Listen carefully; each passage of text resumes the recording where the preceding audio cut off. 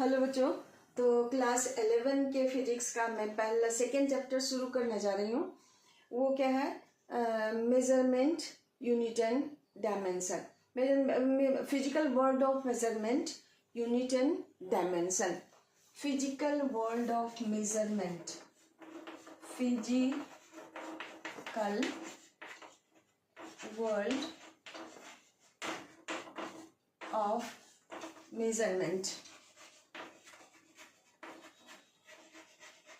Measurement.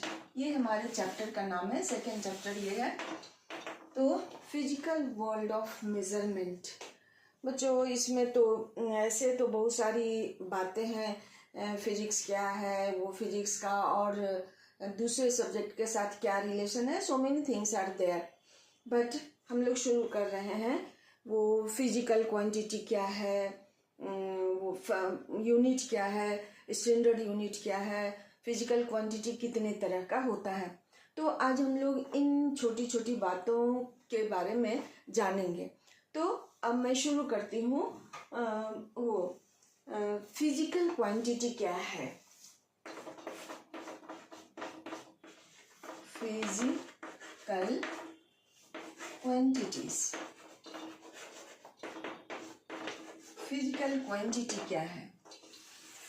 Children, all those quantities which are used in physics to describe the laws of physics are known as physical quantities. All those quantities which can be measured either by any instrument or by formula are known as physical quantities.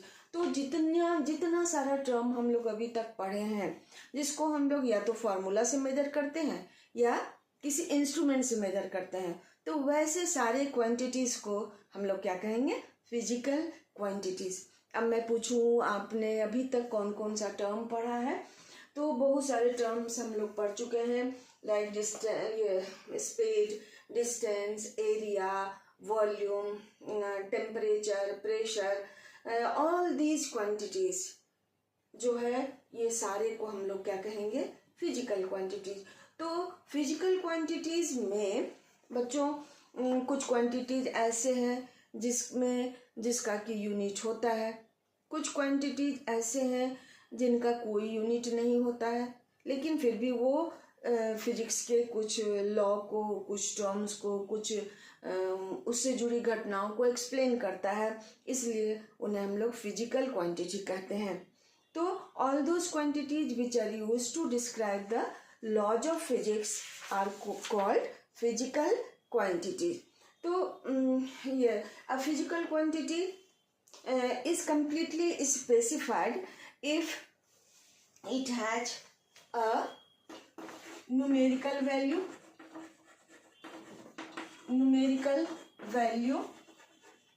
without unit like कौन सा होगा इस तरह का quantity? अगर आपको याद हो तो 10th में हम लोग पढ़े थे क्या? रिफ्रैक्टिव इंडेक्स हम लोगों ने पढ़ा था। क्या पढ़े थे 9th में? Relative density.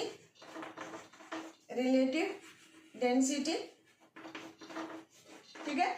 तो इस तरह के और भी जो क्वांटिटीज हैं उनका हम लोग उपयोग करते हैं फिजिक्स में, और इन्हें भी हम लोग फिजिकल क्वांटिटी कहते हैं।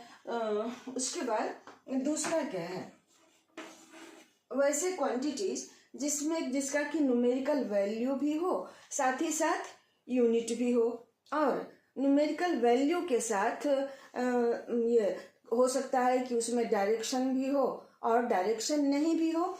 तो वो क्या है? लाइक मास,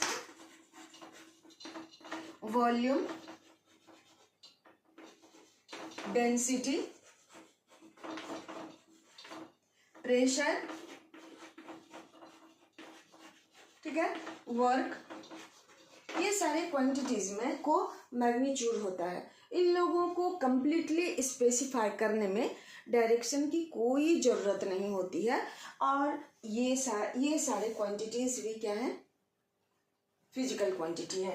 थर्ड वन, ऐसा कुछ क्वांटिटी ऐसे हैं जिन्हें कि कंप्लीटली स्पेसिफाई करने के लिए उनमें मैग्नीट्यूड तो होता ही है, डायरेक्शन का भी होना जरूरी है। तो ऐसे क्वांटिटीज को भी हम लोग फिजिकल क्वांटिटी है कहते हैं। तो वो सारा कौन सा क्वांटिटी है उस तरह का जिसे कि मैग्नीट्यूड और डायरेक्शन दोनों ही होता है, लाइक डिस्प्लेसमेंट,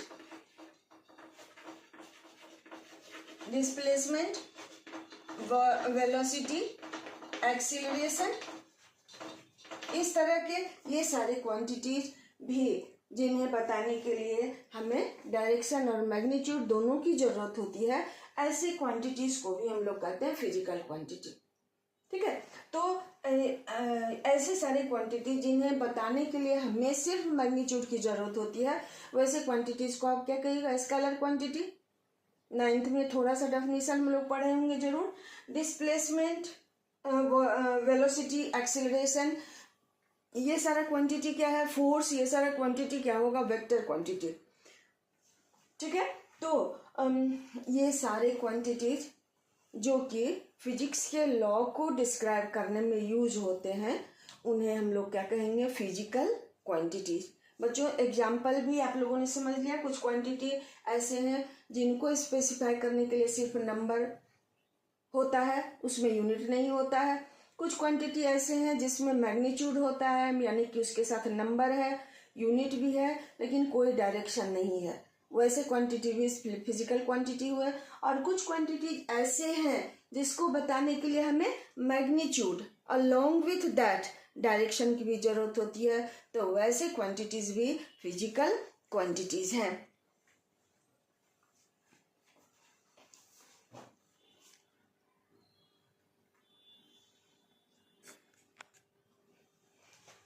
हेलो बच्चों, तो measurement, why do we need measurement? That matters a lot. तो we should know why measurement is necessary. तो बच्चों मेजरमेंट तो बहुत ही ज़रूरी है। हमें स्कूल जाना है टाइम पर, छुट्टी होती है समय पर, सोने का समय है, जगने का समय है। अगर टाइम का मेजरमेंट ना हो तो हम कैसे टाइम टेबल बनाएंगे अपने पढ़ने का? जैसे और एक्यूरेट मेजरमेंट का भी ज़रूरत है। जैसे कि मान लीजिए एक बड़ी सी मशीन है, ठीक है, अब उसमें छोटा छोटा बहुत सारा पार्ट है। उन सारे पार्ट्स को बनाने वाली अलग अलग कंपनियां हैं, अलग अलग फैक्ट्री है। तो अगर उसका एक्यूरेट मेजरमेंट नहीं हो उन छोटे छोटे पार्ट्स का, तो हम लोग कैसे उसको एक जगह असेंबल करके बड़ा सा मशीन बनाएंगे, बड़ी सी फैक्ट्री लगाएंगे? तो वहाँ भी मेजरमेंट बहुत ही ज़रूरी है। हर जगह हमें मेजरमेंट ज़रूरी है, अदरवाइज जितना टेक्नोलॉजी का डेवलपमेंट हो रहा है, अगर वहाँ एक्यूरेट मेजरमेंट ना हो तो हम किसी भी चीज़ में सक्सेसफुल नहीं हो सकते हैं। क्या कहते हैं, हम लोग इलेक्ट्रिसिटी यूज करते हैं तो उसका बिल चुकाना होता है, मेजरमेंट की ज़रूरत होती है। हम लोग कुछ भी बाज़ार से खरीदने जाते हैं तो हमें मेज़र करके ही खरीदना पड़ता है। तो या तो नंबर में काउंट करके खरीदें, बैलेंस से मेजर करके खरीदें। हमें फीवर होता है, हम डॉक्टर के पास जाते हैं तो डॉक्टर हमारे बॉडी के टेम्परेचर को मेजर करता है कि किस एक्सटेंट तक मेरा बॉडी टेम्परेचर बढ़ा हुआ है, और उस मेजरमेंट के बाद ही वो हमें मेडिसिन देते हैं। तो इस तरह से मेजरमेंट हर जगह, हर जिंदगी के हर स्टेप पर मेजरमेंट की ज़रूरत होती है। भले पुराने ज़माने में लोगों को मेजरमेंट का आइडिया नहीं था, लेकिन फिर भी वो क्यूबिट का, फुट स्टेप का, हैंड स्पैन का यूज करके उन लोगों ने मेजरमेंट किया था। उन्होंने एक ये साइज ऑफ लाइस जो हेयर में, बाल में होता है, उसके साइज को भी उन्होंने एक स्टैंडर्ड माना था मेजरमेंट के लिए। उससे बड़ा उन्होंने अलग दूसरा यूनिट बनाया। तो इस तरह से मेजरमेंट के बिना हमारा कुछ भी काम अच्छे से नहीं हो सकता है। तो प्रिसाइज मेजरमेंट हर एक चीज़ का ज़रूरी होता है, तभी हमारा काम, हमारा टेक्नोलॉजी अच्छे से काम कर सकता है, हम अच्छे से कर सकते हैं. These are the things, areas where measurement is necessary, or without measurement we cannot perform any work precisely. ठीक है बच्चों, तो देखिए मेजरमेंट के लिए लॉर्ड केल्विन, ये this statement is given by lord kelvin. What he had told that if you can measure what you are speaking about, आप जिस चीज के बारे में बोल रहे हो एंड आप अगर उसको आप मेजर कर सकते हो and express it in numbers, अगर उसे आप नंबर में एक्सप्रेस कर सकते हो, यू नो समथिंग, तब तो आपको कुछ पता है. लेकिन अगर आप नहीं उसे व्यक्त कर सकते हैं नंबर में, तो आपका नॉलेज अनसेटिस्फैक्टरी है, आपका स्टेटमेंट अनसेटिस्फैक्टरी है. तो it was given by lord Kelvin and from his statement we can see that how much important is measurement. Without measurement we cannot do so many work of our daily life, from in our life, in our daily life in this world. Okay children, so measurement is very important. ठीक है, तो ये सारी बातें तो simple सी है. अब देखिए, तो ये हो गया फिजिकल क्वांटिटी के बारे में और and why measurement is necessary. अब बच्चों ये फिजिकल क्वांटिटी का मेजरमेंट होना है, तो मेजरमेंट एक्चुअली है क्या? ठीक है, तो मेजरमेंट को हम लोग कैसे डिफाइन करेंगे?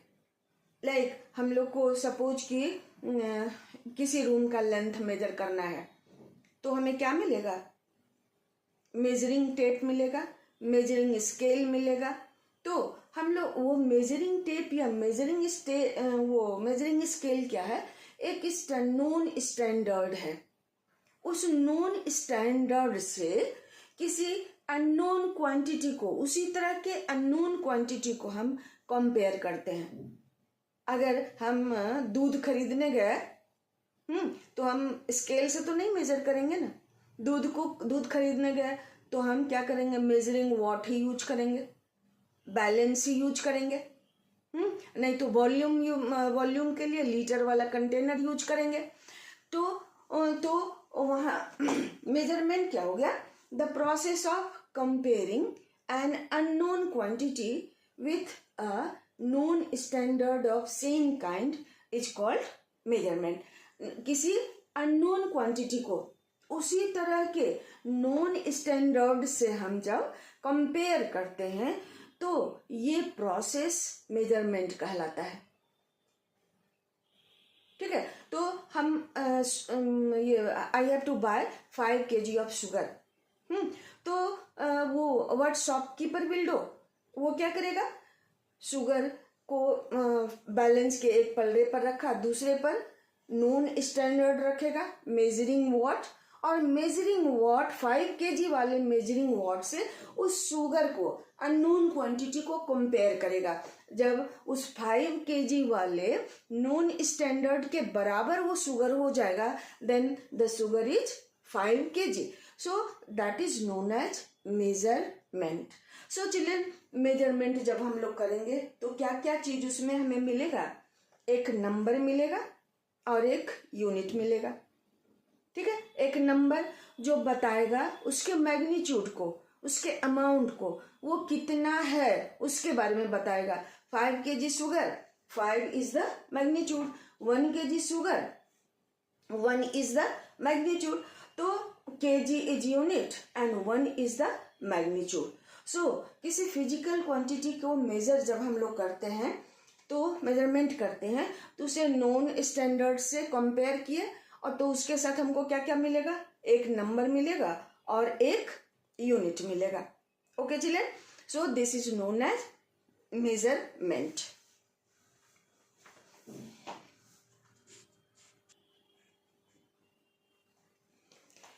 बच्चों, तो नेक्स्ट टर्म है हमारा unit.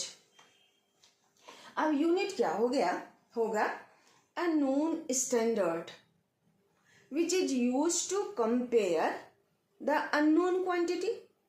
Known standard, a 1 kg mass, 1 kg वाला वॉट को हम लोग ये स्टैंडर्ड हो गया, उससे कंपेयर करेंगे अननोन क्वांटिटी को। 1 kg पोटैटो खरीदना है, 1 kg टोमेटो खरीदना है, तो दैट इज अननोन क्वांटिटी। उसको मेजर करने के लिए हम जिस स्टैंडर्ड का यूज करेंगे उसके नाम को ही हम लोग कहते हैं unit. Unit is the name of standard which is use to compare the unknown quantity while we are doing measurement. ठीक है बच्चों, समझ में आया? तो that is known as unit. अब देखिए, पहले तो पुराने ज़माने से बहुत सारी चीज़ों को लोगों ने स्टैंडर्ड मान के यूनिट के रूप में यूज किया था। तो हर जगह अलग अलग, वर्ल्ड के अलग अलग जगहों में, अलग अलग देश में क्या होता था, अलग अलग यूनिट का यूज होता था। तो अब क्या है, यहाँ का कोई चीज़ एक्सपोर्ट हुआ, दूसरे जगह से इंपोर्ट हुआ, तो उसको एक यूनिट से दूसरे यूनिट में कन्वर्ट करना पड़ता था, और it use to create lot of problem. तो क्या हुआ कि वर्ल्ड लेवल पर एक कॉन्फ्रेंस हुआ, और उस कॉन्फ्रेंस का general conference on weight and measures हुआ। इसमें उसको वो पावर दे दिया गया कि वो एक स्टैंडर्ड बनाए जिसको कि पूरा वर्ल्ड फॉलो करे, पूरी दुनिया में एक ही तरह के यूनिट का यूज हो। इसलिए ये पावर उस डिपार्टमेंट को दे दिया गया, वी कैन से। वो क्या था, general conference on weight and measures हुआ था। उसी में ये सारा डिसाइड हुआ कि पूरी दुनिया में एक ही तरह के यूनिट का यूज हो, और उस यूनिट को जिससे कि हमें किसी तरह का कोई प्रॉब्लम ना हो। तो इस तरह से, और ये हुआ था कब, 1960 में। तो इस तरह से मेजरमेंट के लिए स्टैंडर्ड यूनिट का डिसीजन किसने किया था? वही general conference on weight and measures में हुआ था। और इस तरह से अब उसी का यूज पूरे वर्ल्ड में होता है बच्चों। तो अब देखिए, जब हम किसी चीज को मेजर करते हैं, किसी चीज का मेजरमेंट करते हैं, तो किन किन चीजों की जरूरत होती है?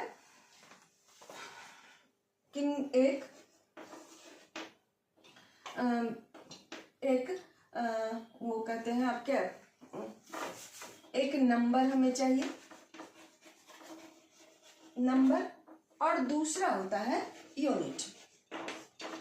नंबर को हम लोग n से रिप्रेजेंट कर दें, यूनिट को u से रिप्रेजेंट कर दें। तो किसी चीज के मेजरमेंट के लिए हमें दो चीज की जरूरत होती है, एक होगी क्या, एक होगा नंबर और दूसरा यूनिट। तो ये मेजरमेंट ऑफ क्वांटिटी, लाइक कोई क्वांटिटी है, let a quantity is x, तो then its value is x is equal to n into u, जहाँ n क्या हो गया, नंबर, और u हो गया unit.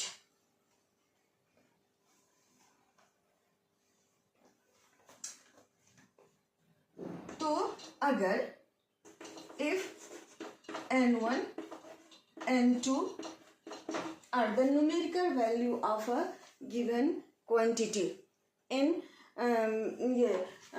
and u1 and u2 are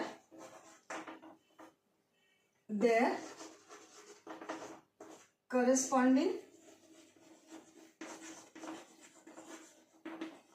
unit, तो क्या होगा, n1 u1 is equal to n2 u2, यानी कि numerical value unit is equal to numerical value into unit. तो इस तरह से इसमें क्या होगा कि आप देखिएगा कि अगर यूनिट बड़ा हो तो न्यूमेरिकल वैल्यू कम होगा, यूनिट छोटा हो न्यूमेरिकल वैल्यू ज़्यादा हुआ। लाइक एक नंबर है 1 किलोमीटर, तो 1 हो गया नंबर, किलोमीटर यूनिट हो गया। अब देखिए इसको अगर हम मीटर में लिखते हैं तो 1000 मीटर, तो ये किलोमीटर बड़ा यूनिट, तो इसका वैल्यू न्यूमेरिकल वैल्यू कम, मीटर छोटा यूनिट, इसका न्यूमेरिकल वैल्यू ज़्यादा।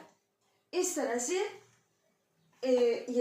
ये वाला इस चीज को अगर मान लीजिए कोई नंबर हमें निकालना है तो इसको क्या लिखिएगा, numerical value into unit divided by unit. इससे हम लोग उसके मैग्नीट्यूड को निकाल सकते हैं, बड़ा यूनिट हो छोटा यूनिट हो, इस तरह से हम उसको निकाल सकते हैं। तो यहाँ बच्चों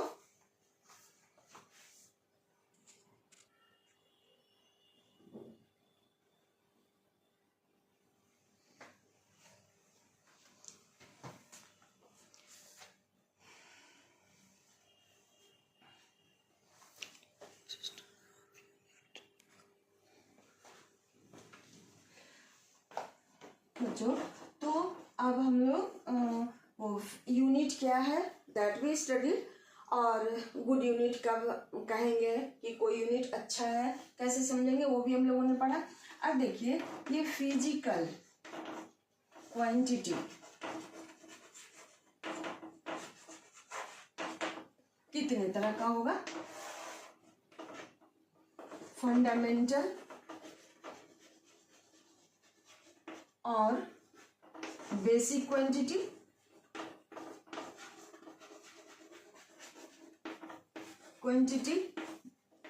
और दूसरा डिराइव्ड क्वांटिटी।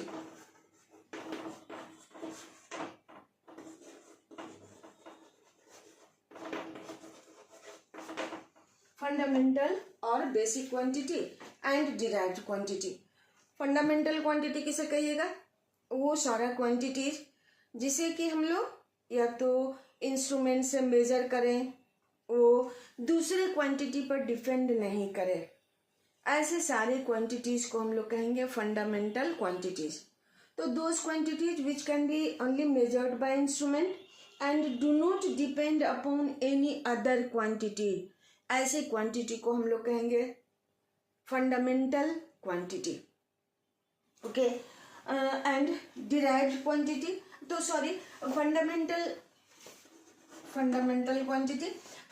क्वांटिटी कौन कौन सा होगा, जैसे मास,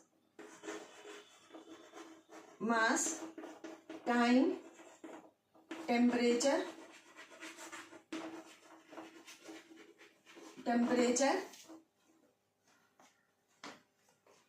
लेंथ, इलेक्ट्रिक करंट,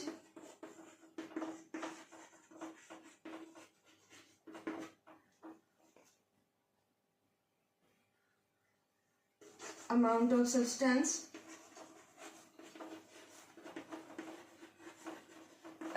substance,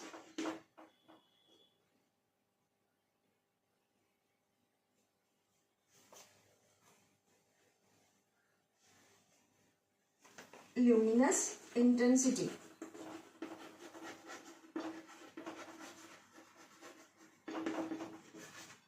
इन सारे ये जो सारे क्वांटिटीज है बच्चों, जैसे कि मास को हम लोग बैलेंस से ही मेजर कर सकते हैं, किसी भी तरह का फिजिकल बैलेंस, केमिकल बैलेंस हो उसी से मेजर कर सकते हैं। टाइम को टाइम मेजरिंग डिवाइस से मेजर कर सकते हैं, टेम्परेचर को थर्मोमीटर से ही मेजर कर सकते हैं, लेंथ को मीटर स्केल से ही मेजर कर सकते हैं, इलेक्ट्रिक करंट को एमीटर से। तो इस तरह से हम लोग ये सारा जो क्वांटिटी है, इन सारे क्वांटिटीज को हम लोग कहते हैं फंडामेंटल क्वांटिटी, क्योंकि ये दूसरे क्वांटिटी पर डिपेंड नहीं करता है। और डिराइव्ड क्वांटिटी क्या हो गया, those quantities which are either obtained by using formula और depend upon the fundamental quantity, वैसे क्वांटिटी जो कि फॉर्मूला से मिला हो या और जो फंडामेंटल क्वांटिटी पर डिपेंड करता हो, तो ऐसे सारे क्वांटिटीज को हम लोग कहेंगे डिराइव्ड क्वांटिटी। लाइक चिल्ड्रन जैसे कि है एरिया। एरिया के लिए क्या फॉर्मूला है हमारा?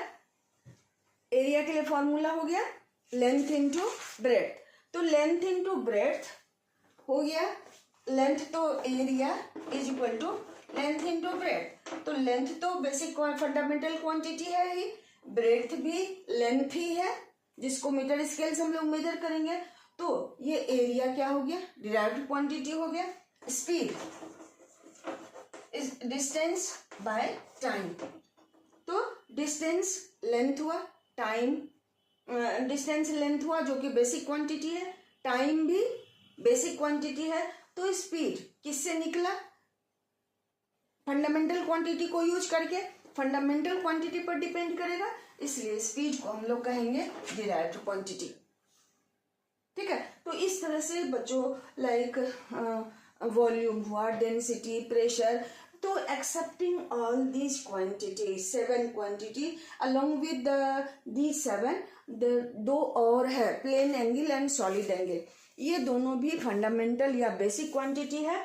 और उसके अलावा जो भी फिजिकल क्वांटिटी हम लोग यूज करते हैं वो सारा क्या कहलाता है? डिराइव्ड क्वांटिटी, क्योंकि वो फंडामेंटल क्वांटिटी से ही बना हुआ है।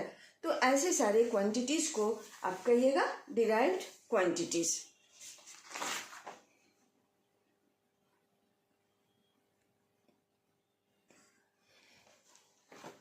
ओके चिल्ड्रन, तो आज का वीडियो बस इतना ही तक हम लोग पढ़ते हैं आज के वीडियो में।